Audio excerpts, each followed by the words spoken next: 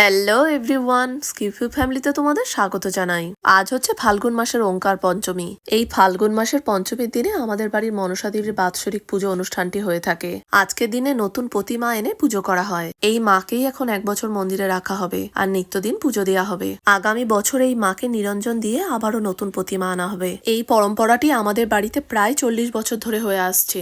এই যে এটি হচ্ছে আমাদের নতুন মা।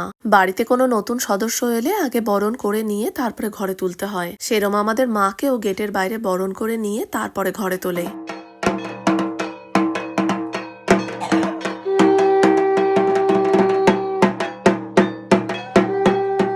দিদা বরণ করুক, চলো ততক্ষণ বোনের কাজ হয়েছে নাকি দেখে আসি।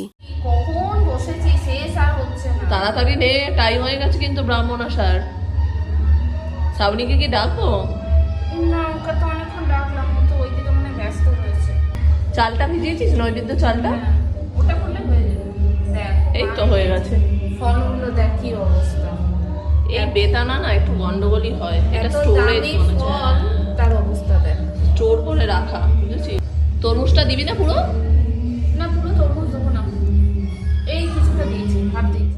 বোনের ফল বানানো প্রায় হয়েই গেছে। কিছুদিন আগেই আমাদের জেঠি শাশুড়ি মারা গেছে, তাই এবছর আমি আর বর্মশাই ঠাকুরের কাজ দেখাশোনা ছাড়া আর কিছুই করতে পারবো না। গিফটটা বাঁধতে পারলি না আগে? না, আরে দেখবো তো কতটা। ও আচ্ছা, তো মরিয়ে নে দেখ। হ্যাঁ এই তো ভালো হয়েছে। ঠিক আছে, হ্যাঁ এবারে মালাটা পরি। কালকে যা সেন্ট বেরোচ্ছিল না, মানে বারান্দায় রেখেছি, আমরা ঘরে শুয়ে আছি, ঘরে চলে যাচ্ছে সেন্ট। বিশাল বড় মালা করেছে। গত বছর ছোট করে দিয়েছে আর এবছর দেখো কত বড় করে ফেলেছে।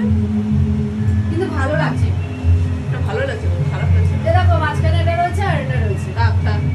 কত সুন্দর লাগছে দেখো আমাদের মাটাকে। আমাদের বাড়ির মা জানো ভীষণ জাগ্রত। সেই গল্পটা খুব তাড়াতাড়ি নতুন আরেকটা ব্লগে শেয়ার করব।